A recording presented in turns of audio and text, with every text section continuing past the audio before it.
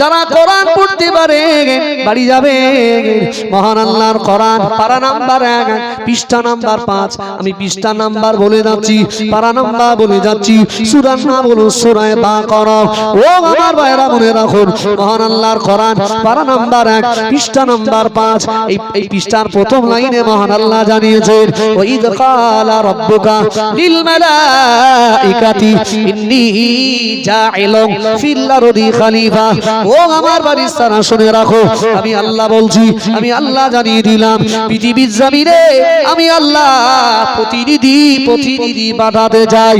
ও আমার ভাইরা মনে রাখো, মহান আল্লাহ আমাদের পৃথিবীতে পাঠাতে চায়, তবে আমাদের বিরোধিতা করে ফারিস্তারা বলেছিলেন, ও আমার আল্লাহ ক্বালু আতাজআলু ফিহা মান ইউফসিদু ফিহা।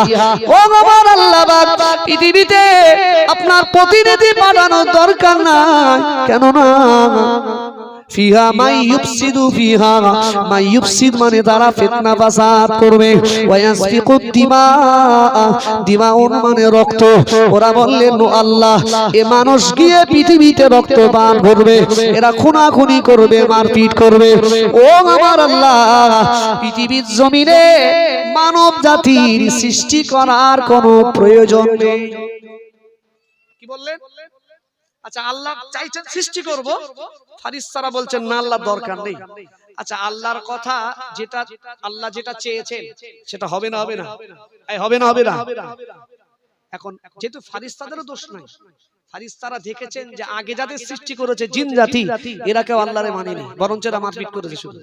তাই আল্লাহকে তারা বললেন যে আল্লাহ আপনি মানব জাতিকে পৃথিবীতে পাঠাবেন না, এরা গেলে ফের মারপিট করবে। এরা কি করবে? ফের মারপিট করবে, দরকার নেই পাঠাবো। আর এখন মারপিট আমরা করছি না? করছি না? হচ্ছে না? হচ্ছে না? জমি জায়গার বিষয়, বাপ মার খাওয়া দাওয়ার বিষয়। আর এখন বাপ মা তো বুড়ো হয়ে গেলে ফুটবল হয়, কি হয়? কি হয়ে যায়? আপনারা ফুটবল খেলা দেখেন তো, একটাই ফুটবল কিন্তু মারে কয়জন? কয়জন? 11 করে 22 জন। কয়জন মারে? 22 জন। মাঝে মাঝে দুটো রেফারি ওদের সুযোগ হলে ওরাও মেরে বসে, বসে না? বসে না? তাহলে 24 জন, এক মালের 24 জন মারে। ঠিক পৃথিবীতে বাপ মাগুলোর বয়স হয়ে গেলে, বৃদ্ধ হয়ে গেলে, তারা যদি 5টা থেকে 6টা ছেলে থাকে, ও সে জানে ও যে কি ফুটবল। বড় লাথি মারে মেজর কাছে যায়, মেজো লাথি মারে সেজোর কাছে যায়, সেজোর টুক করে লাথি মারে নশোজোর কাছে যায়, মারতে মারতে ছোটর কাছে যায়। বাপ মা তখন বলে, কচি খোকা এক কাজ কর, যতদিন বেঁচে থাকি আমরা খেটে খাই, তোকার কাছে খাবো। এই বলে না? বলে না? কেন বলে? জানে এক মুঠো খাবো, এই খাবার ভিতরে কোনো স্বাধীনতা নেই, না টাইমে খাওয়া আছে না কিছু আছে। ও চেয়েছে, ও বৌমা দুটো ভাত হবে, দাঁড়াও দিদি, ছেলে বিলে দেখতে সময় হয়ে যাচ্ছে, তোমার শুধু খাওয়া খাওয়া। এইরকম বৌমা আছে না নাই? আছে না নাই? তাদেরকে বলি একটা দিন তোমাদের বার্ধক্য আসবে, আসবে না? আসবে না? আসবে না? আসবে না? আসবে। জি, এই জন্য মনে রাখো, যে কথাটা তোমরা বলছো, যে ব্যবহারটা তোমার বাপ মার সাথে করছো, নিশ্চিত এর থেকে খারাপ পরিণতি তোমার সন্তানরা তোমার সাথে করবে। করবে না? করবে না? এখন সন্তানরা মডার্ন হয়েছে, মডার্ন হওয়ার কারণে বাপ মার আনমডার্ন গুলো পছন্দ করে না। তাহলে এখন যা মডার্ন, এর থেকে 10 বছর পিছনে গেলে আরো, মানে সামনে গেলে আরো মডার্ন হবে না? হবে না? হবে না? হবে না? এই মডার্নটা কোনো আনমডার্ন হয়ে যাবে, তখন আর কারোর পছন্দ হবে না। এখন যদি এরা পাঁদে মারে, ওরা তখন ঝেঁটা রাগাই করলে যাবে। কোথায় করে? কোথায় করে? কথা বলে না? ঝাঁটা রাগাই করলে যাবে। সাবধান, বাপ মার সাথে, বাপ মার সাথে অবশ্যই কিভাবে কথা বলবেন? নম্র ভদ্র। জানেন, মনে রাখবেন, কোরআনের দলিল মহান আল্লাহ বলেছেন, পৃথিবীর বাপ মা যদি কাফের হয়, আমি সন্তান, আমি মুসলমান, আমি হাসানুজ্জামান, আমি মুসলমান, আমার বাপ মা যদি অন্য ধর্মের মানুষ হয়, অন্য ধর্মের মানুষ হয়, একজন সাহাবী এসে নবীকে বলছেন, ও নবীজি, ও নবীজি, আমার বাপ মা কাফের, আমি মুসলমান, আমি কি আমার বাপ মার খিদমত করতে পারি? সেদিন নবীজি বলেছিলেন, ও আমার সাহাবীরা শোনো, কাফের হলেও সে তোমার, কি বলে, সে তোমার বাপ মা। ও ভাইজানেরা, মহান আল্লাহ জানিয়ে দিয়েছিলেন, ও আমার বান্দা বান্দীরা শুনে রাখো, আমি আল্লাহ তোমাদের জানিয়ে দিলাম, ও আমার বান্দা বান্দীরা শুনে রাখো, ও আমার বান্দা বান্দীরা শুনে রাখো, আমি আল্লাহ বলছি, পৃথিবীর তোমার বাপ মা যদি কাফের হয়, তোমার বাপ মা যদি বেঈমান হয়, মুশরিক হয়, ও আমার ভাইরা মনে রাখো, মুশরিক হলেও তোমার বাপ মা, তোমার বাপ মা যদি কোনোদিন তোমাকে আমি আল্লাহ আমার সাথে শিরিক করতে বলে, আল্লাহ আল্লাহ ব্যতীত অন্য কারোর উপাসনা করতে বলে, নামাজ পড়তে যদি বারণ করে, রোজা রাখতে যদি বারণ করে, নবিয়ানা মাজলিসে যেতে যদি বারণ করে, ও আমার বান্দা বান্দীরা, কখন ওর জন্য তোমরা তোমার ওই বাপ মার এই কথাগুলো শুনবে না। শরিয়াত বিরোধী কোনো কথা বললে তোমরা তোমাদের আব্বা মায়ের কথাগুলো শুনবে না। কিন্তু তারপরে আর যত কর্তব্য বা কাজ আছে, তোমার বাপ মা যদিও কাফের হয়, নিশ্চিত সব কথাগুলোই মানা লাগবে। বলুন সুবহানাল্লাহ, আরো জোরে বলুন সুবহানাল্লাহ। শরিয়াত বিরোধী যদি বাপ মা কথা বলে ওটা মানবেন না, আর বাকি যা আছে সব সন্তান হিসেবে মানা লাগবে। লাগবে না লাগবে না লাগবে। জি ভাই, আজ পৃথিবীতে আমরা ফিতনা ফাসাদ করি, ফেরেশতারা বলেন আল্লাহ পৃথিবীতে পাঠাবেন কি জন্য? নিশ্চয় ওরা ইবাদত করার জন্য। কি করার জন্য? মানুষ ইবাদত করবে, বান্দেগি করবে, আপনার দাসত্ব গোলামি করবে। তো ফেরেশতারা যে কথাটা বললেন সেটাও আমার আল্লাহ কোরআনে কোট করেছেন। বলুন সুবহানাল্লাহ। ফেরেশতারা যখনই বললেন আল্লাহ ওদের পাঠানোর দরকার নেই, ওরা গেলি মারবে, তখন ফেরেশতাদেরকে আল্লাহ বলেছিলেন ইন্নী আ'লামু মা লা তা'লামুন। ও ফেরেশতারা শোনো, ওদের ব্যাপারে ওরা পৃথিবীতে গিয়ে কি করবে আর না করবে ওই বিষয়ে আমি আল্লাহ আমার যত জ্ঞান আছে তোমাদের তা নাই। জোরে বলুন, আরো জোরে বলুন সুবহানাল্লাহ। ও ভাইজানেরা, মহান আল্লাহর কোরআন বিবরণ দিয়েছে। ও আমার ভাইরা মনে রাখুন, মহান আল্লাহর ফেরেশতারা সেদিন কি কথাগুলো মহান আল্লাহর কাছে জানিয়েছিলেন। তারা বলেছিলেন কালু সুবহানাকা, ও আমার আল্লাহ সমস্ত পবিত্রতা তো আপনারই জন্য, সবথেকে পবিত্র তো আপনি আল্লাহ।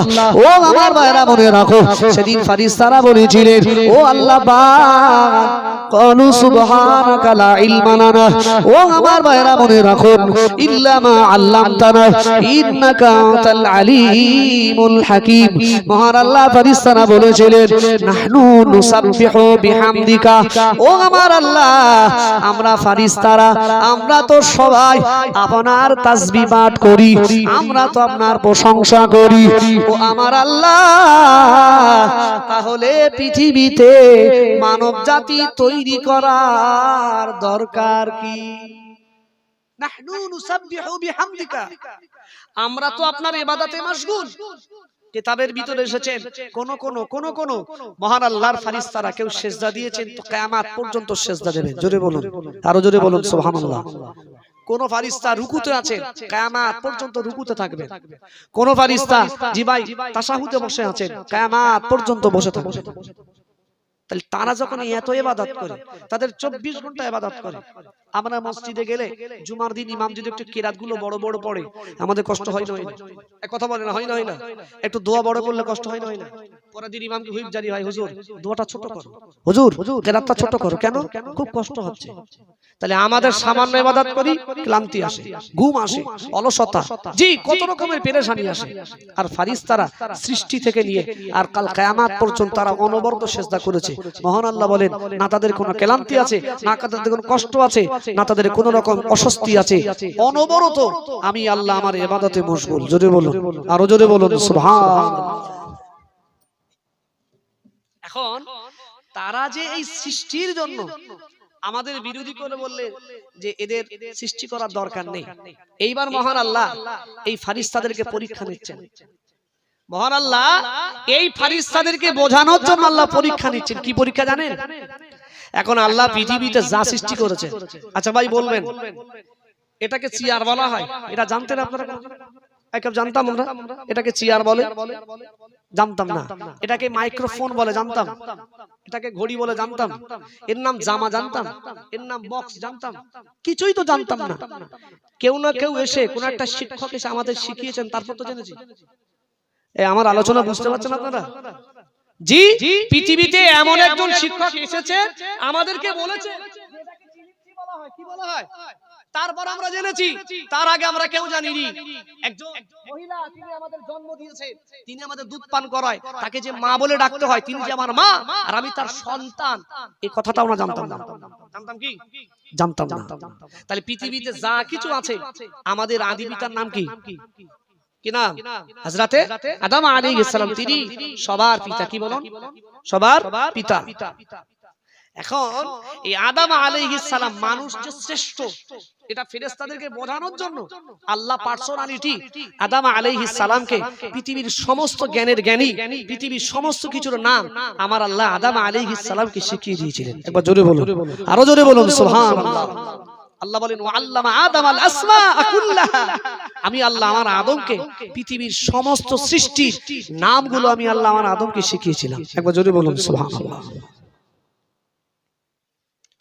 ও ভাইজানেরা, মহান আল্লাহ ফেরেশতাদের ডেকে বলেছিলেন, ও আমার ফেরেশতারা, তোমরা তো আমার আদমের বিরোধী করেছিলে, তোমরা বলেছিলে ও আল্লাহ পাক আমরা তো আপনার ইবাদত করছি, আমরা তো আপনার দাসত্ব গোলামি করি, আল্লাহ পৃথিবীতে মানব জাতি সৃষ্টি করার কোনো দরকার নাই। ও আমার ভাইরা মনে রাখো, মহান আল্লাহ জানিয়েছেন সুম্মা আরাদাহুম আলাল মালাইকাতি ফাকালা আম্বিউনি বিআসমাই হাউলাই ইন কুনতুম সাদিকিন। মহান আল্লাহ ইচ্ছা করলেন এবার ফেরেশতাদেরকে ডেকে ফেরেশতাদের বললেন, ও আমার ফেরেশতারা বলো বলো সৃষ্টির নামগুলো বলো। ও আমার ভাইরা মনে রাখো, সেদিন ফেরেশতাদের সামনে এক একটা সৃষ্টি তুলে দেওয়া হলো। সেদিন ফেরেশতারা বললেন, ক্বালু সুবহানাকা, সমস্ত পবিত্রতা তো আপনার জন্য, লা ইলমা লানা, ও আমার আল্লাহ এই সৃষ্টির বিষয় কোন জ্ঞান আমরা ফেরেশতা আমাদের নাই, ইল্লা মা আল্লামতানা, যে জ্ঞান যে শিক্ষা আপনি আমাদের না শিখিয়েছেন নিশ্চিত সে জ্ঞান আমরা কখনোর জন্য দিতে পারি না। আল্লাহ যখন যেহেতু আল্লাহ শিখিয়েছেন কাকে শিখিয়েছেন? আদম আলাইহিস সালামকে, তাকেই তো জ্ঞানী বানিয়েছেন। আর যিনি জ্ঞানী হয় তিনি কি হয়? আলিম হয়। আলিম মানে কি? আলিম মানে জানেন? আলিম মানে হলো জ্ঞানী। বাংলায় আলিম বলা হয় কেন? এনারা জ্ঞানী বলে তাই। আপনি ইসলামের কিছু জ্ঞান অর্জন করুন, শিক্ষা অর্জন করুন, আপনাকে আলিম বলা হবে। কি বলা হবে? আলিম বলা হবে। তো আদম আলাইহিস সালামকে আল্লাহ যখন সব সৃষ্টির বিষয় শিখিয়ে দিলেন, তিনি যখন সব জ্ঞান অর্জন করে ফেললেন, তাহলে তিনি শুধু একজন মানুষ নয়, তিনি একজন আলিম। জোরে বলুন সুবহানাল্লাহ। কত সুন্দর সুন্দর কথা দেখেন এবার। তো আদম আলাইহিস সালাম সব জ্ঞান তো তিনি শিখলেন, ফেরেশতা তো জানে না। এবার ফেরেশতাদেরকে যে মানব জাতির শ্রেষ্ঠ কিনা, ও ফেরেশতারা বলো, তোমরা তো বলছিলে মানব জাতির সৃষ্টির দরকার নেই। আল্লাহ বললেন এক কাজ করো, বলো। মনে করেন ফোন এটা সৃষ্টি, আল্লাহ বললেন এটা বলো কি নাম? ফেরেশতা তো জানে না। ফেরেশতা জানে? ফেরেশতা তো জানে না। পাহাড় তুলে ধরলেন, বলে আল্লাহ জানি না। নদী তুলে ধরলেন, আল্লাহ জানি না। জি এক একটা সৃষ্টি আল্লাহ তুলে ধরলেন। ফেরেশতারা বললেন লা ইলমা লানা, এই জ্ঞান তো আমাদের নেই, এর নাম তো আমরা জানি না, ইল্লা মা আল্লামতানা, যেগুলো আমাদের না শিখিয়েছেন সেগুলো আমরা বলতে পারি। তাহলে ওই জায়গায় ফেরেশতারা অপারগতা পেশ করলেন যে আল্লাহ হ্যাঁ ঠিক মানব জাতি শ্রেষ্ঠ। কেন? মানব জাতির ভিতরে আল্লাহ আপনি জ্ঞান দিয়েছেন। এবার জোরে বলুন সুবহানাল্লাহ। আচ্ছা পৃথিবীতে বলবেন যারা, আপনাদের সত্যি কথা বলছি, এটা গর্বের বিষয়, মালদা জেলা প্রত্যেকবার উচ্চ মাধ্যমিক পরীক্ষায় প্রায় দেখেছি মালদার ছেলে মেয়েরা, এই মালদা ডিস্ট্রিক্টের ছেলে মেয়েরা কি হয়? প্রথম স্থান অধিকার করে। বলুন আলহামদুলিল্লাহ। এটা মালদা জেলার জন্য গর্ব। বলুন আলহামদুলিল্লাহ। আরো জোরে বলেন আলহামদুলিল্লাহ। তবে আজকে আমি সকালবেলা একটু ঘুরলাম, কিছুটা দেখলাম, সুজাপুর পর্যন্ত গিয়েছিলাম আমার সেলিম ভাইয়ের সঙ্গে। তো দেখলাম আপনাদের বহু একাডেমি আছে, বহু মিশন আছে, এত মিশন, গায়ে গায়ে মিশন। আলহামদুলিল্লাহ। সত্যি এই জন্য আমি এতদিন জানতাম না যে মালদার বাচ্চারা কেন এগিয়ে। মালদার বাচ্চারা এই জন্য এগিয়ে যেহেতু এখানে শিক্ষার দিকে সত্যি বাপ মা অনেক অ্যাক্টিভ। বলুন আলহামদুলিল্লাহ। আরো জোরে বলুন আলহামদুলিল্লাহ। জি এখন ব্যাপারটা হলো এই পৃথিবীতে এই বর্তমান সমাজে যারাই মাধ্যমিক উচ্চ মাধ্যমিকে যারা ফার্স্ট হয় বা পাস করে তাদের একটা ভাই পুরস্কার দেয় না রেজাল্ট হোক বা স্মারক হোক, যাই কিছু একটা দেয়, তাকে সম্মানিত করে। তাহলে পৃথিবীর পরীক্ষায় যদি পাস করে, পৃথিবীর অনেক লোক হাফিজ হয়, তাকে দস্তারবন্দি করা হয়, হয় না? এমন জলসাতে বহু শ্রোতার মাঝখানে তার মাথায় পাগড়ি পরানো হয়। আচ্ছা এটা দেখে সে যেমন খুশি হয়, তার বাপ মা খুশি হয়, হয় না? হয়।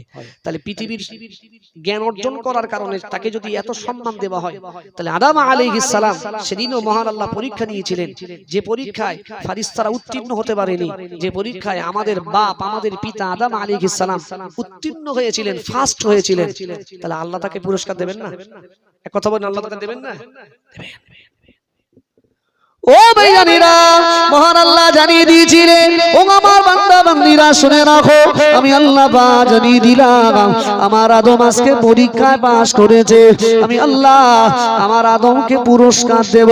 তবে কি পুরস্কার জানেন? পৃথিবী যা পুরস্কার দেয় মনে রাখবেন, অনেক সময় অনেক রেজাল্ট পৃথিবীর মানুষেরা পায়, মনে রাখবেন অনেক সময় সে রেজাল্ট কোথায় হারিয়ে যায়, খুঁজে পাওয়া যায় না। 10 বছর 20 বছর পরে তার কোনো খোঁজ খবর হয় না। ও ভাইজানেরা মনে রাখো, মহান আল্লাহ আমাদের আদি পিতা হযরত আদম আলাইহিস সালামকে আমার আল্লাহ এমন পুরস্কার গানা দিয়েছিলেন, হাজার হাজার হাজার হাজার বছর পেরিয়ে গেল, তারপরেও পৃথিবীর মানুষের সামনে সেই পুরস্কারটা জলজল করে। চলুন কি পুরস্কার আমার আল্লাহ দিয়েছিলেন, আমার আল্লাহ কোরআনে বর্ণনা করলেন। মহান আল্লাহ ফেরেশতাদের ডেকে বলেছিলেন, ও আমার ফেরেশতারা শোনো শোনো, আমি আল্লাহ বলছি আমার আদমের পুরস্কার দেব। কি পুরস্কার দেব সরে আসো। সব ফেরেশতারা এক জায়গায় হলেন, আমার আল্লাহ বলেন, ওয়াইদ কুল্লা লিল মালাইকাতি ইসজুদু লিআদম। ও আমার ফেরেশতারা মনে রাখো, আমি আল্লাহ বলছি আমার আদমের পুরস্কার সাধারণ নয়। আজকে দিনে আমার আদমের পুরস্কার হলো সিজদা। আরো জোরে বলুন সুবহানাল্লাহ। আজকে আমার আদমের পুরস্কারটা হলো কি? সিজদা। মনে রাখো, তবে সেদিন যে ফেরেশতারা সিজদা করেছিল, এই সিজদা আদম আলাইহিস সালামকে ইবাদত মনে করে দেয়নি। কি মনে করে দেয়নি? ইবাদত মনে করে দেয়নি। সেদিন ফেরেশতারা মহান আল্লাহর আদেশ সম্মানের সিজদা দিয়েছিলেন। একবার জোরে বলুন, আরো জোরে বলুন সুবহানাল্লাহ। সম্মানের সিজদা দিয়েছিলেন। এখন এই সিজদা যেই দিলেন, সাথে সাথে একজন সিজদা দেয়নি। কয়জন? একজন সিজদা দেয়নি। কোরআনে আছে ইল্লা ইবলিস। ইবলিস ব্যতীত সবাই সেদিন আদম আলাইহিস সালামকে সিজদা করেছিল। একবার জোরে বলুন সুবহানাল্লাহ। কিন্তু ইবলিস যে করেনি।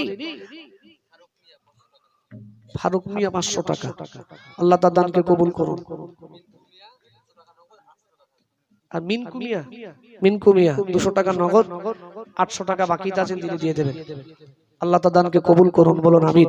আরো জোরে বলেন আল্লাহুম্মা আমিন।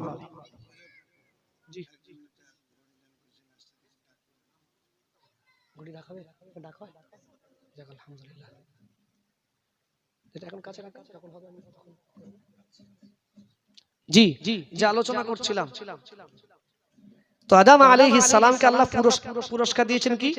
সিজদা। আচ্ছা, এই যে আদম আলাইহিস সালামকে ফেরেশতারা সিজদা দিলেন, তাহলে ফেরেশতারা সিজদার মাধ্যমে একজন আলেমকে সম্মান করলেন না করেননি? করেছে না করেনি?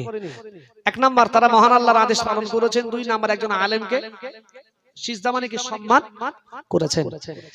পাশাপাশি ইবলিস কি করলেন? এক নাম্বার তিনি আল্লাহর আদেশ অমান্য করেছেন, দুই নাম্বার একজন আলেমকে অসম্মান করেছেন। এই পৃথিবীতে এরকম মানুষ আছে না নাই? তার ভেতরে মাল নাই, কিচ্ছু নাই, জ্ঞানও নাই, সূরা ফাতিহা পড়তে পারে না, কিন্তু তার কথাবার্তা গুলো পুরো আলেমের উপরে, মনে হয় যেন সে বড় মুহাদ্দিস। আম্মা দিয়েছে। আল্লাহ এই 2 দিন ধরে জানার বাড়িতে আছি, তিনি আমাদের খুব খিদমত করছেন। চাচি আম্মা তিনি 500 টাকা দিয়েছেন, আল্লাহ তার দানকে কবুল করুন, বলুন আমিন। আরো জোরে বলেন আল্লাহুম্মা আমিন। আর আমার ভাই তিনি আমাদের অনেক খিদমত করছেন, ভোলা যাবে না। হয়তো সেখানে গেলে ওনাদের জন্য আমাদের খুব জানটা খারাপ হবে, তার কারণ আজ 2 দিন ধরে তো আমার খুব খিদমত করছে। যাক, আল্লাহ আমার ভাইয়ের দানকে কবুল করুন, বলুন আমিন। আরো জোরে বলেন আল্লাহুম্মা আমিন। যাই হোক, একদিকে আলেমকে সম্মান করেছেন, অপরদিকে একজন মহান আল্লাহর আদেশ পালন করেছেন। জানেন মহান আল্লাহর নবী সাল্লাল্লাহু আলাইহি ওয়াসাল্লাম বলেছেন, মহান আল্লাহর নবী বলেন, কুন আলিমান, হও তুমি কি হও? আলেম হও। কি হও? আলেম হও। একান্তই তুমি যদি আলেম না হতে পারো, আও মুতাআল্লিমান, তুমি আলেমের ছাত্র হও। তো তাও যদি না হতে পারো, জি, আও মুস্তামিআন, আলেম যেটা বলে সেটা শোনো, আও মুহিব্বান, তারপরে তোমরা কি করো? আলেমদেরকে ভালোবাসো, মহব্বত করো। একবার জোরে বলুন সুবহানাল্লাহ।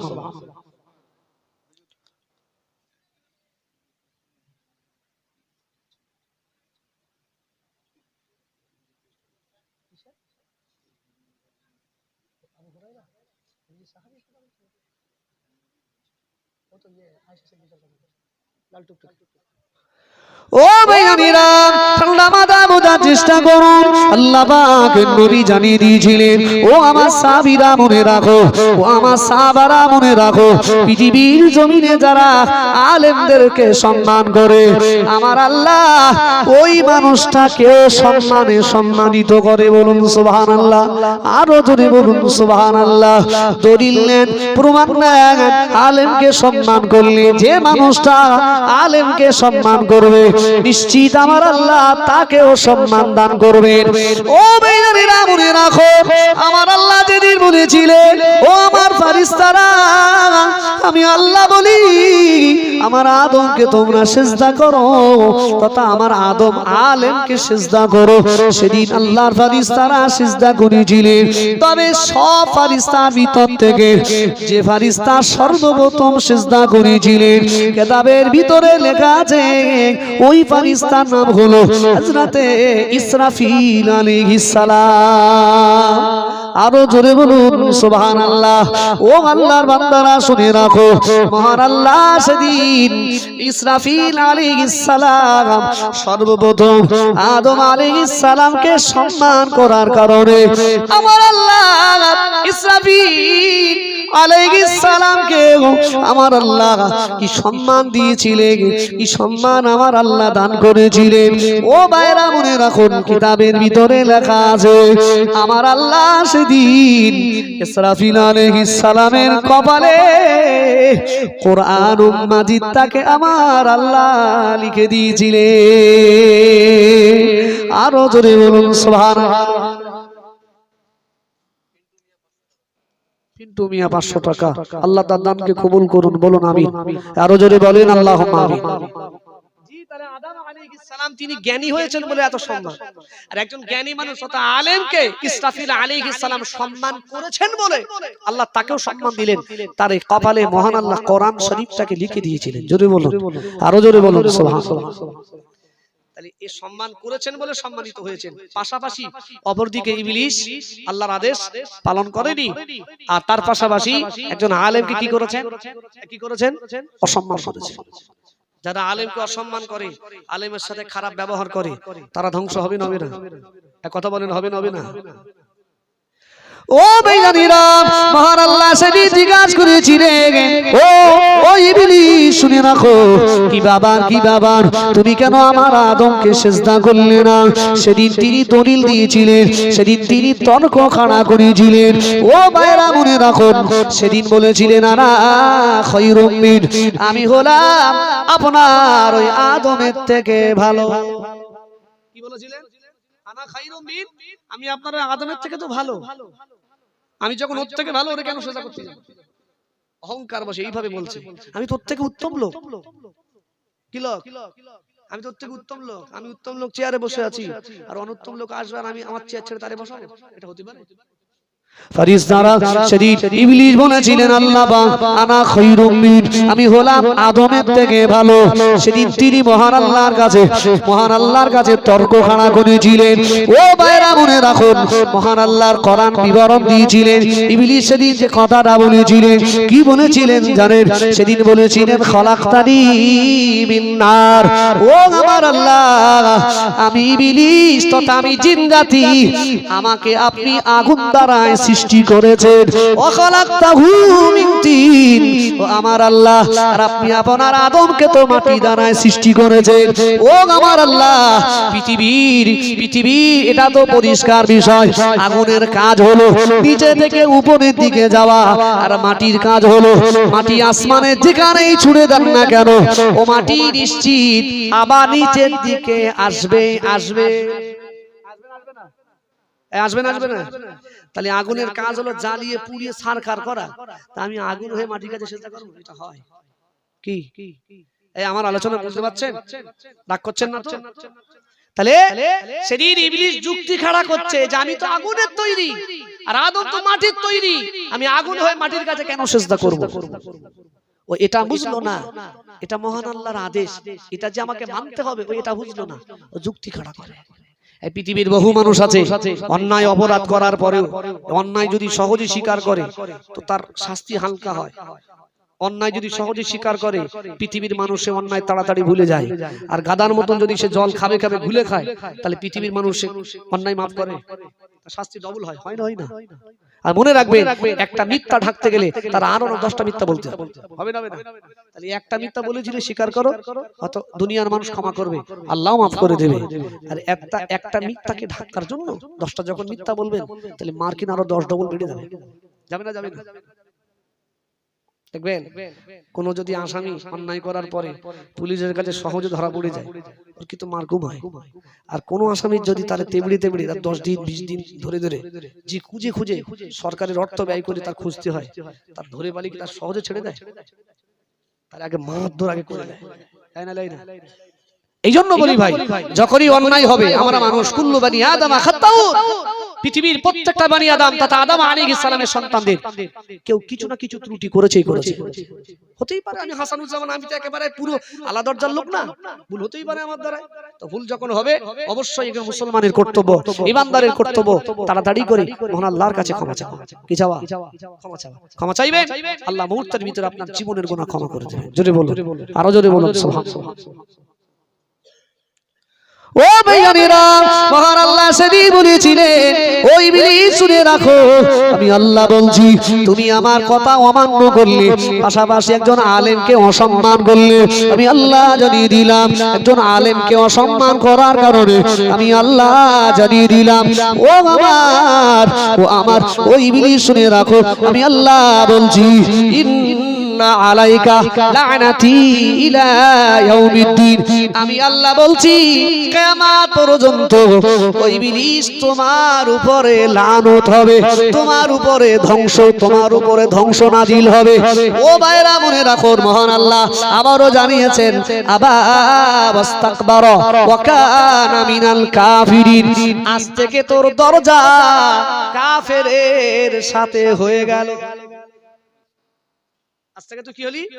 কাফের। আর কিয়ামত পর্যন্ত তোর উপরে লানত হবে আর তোর জন্য জাহান্নাম অবধারিত।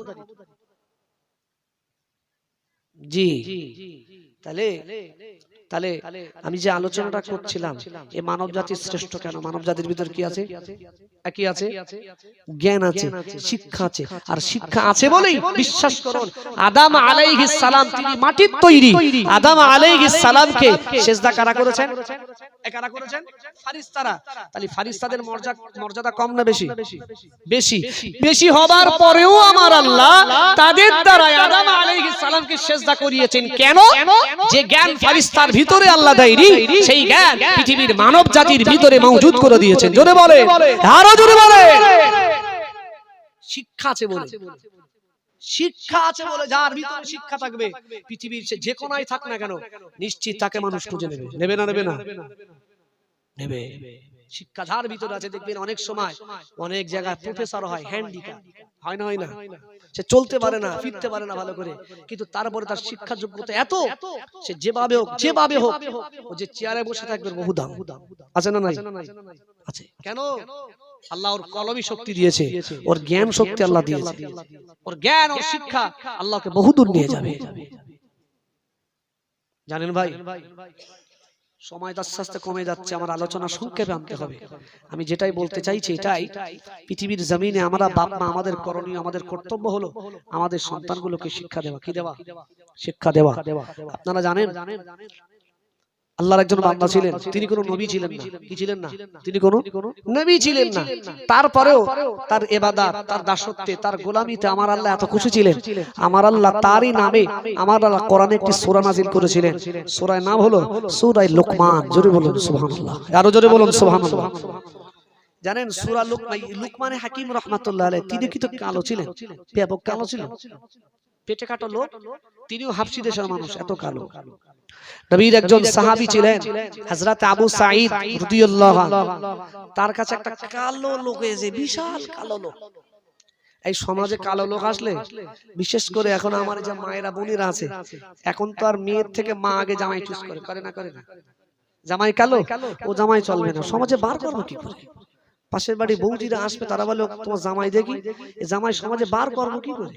আমার বের বেদবো না তাও ভালো, কালো জামাই লোবো না, সাউরি শুধু চেহারাটা দেখে হাসা চামড়ার জামাই, চলো দাও। ঠিক 1 মাস পরেই কি হয়ে গেল, মারধর শুরু। সব সময়ের জন্য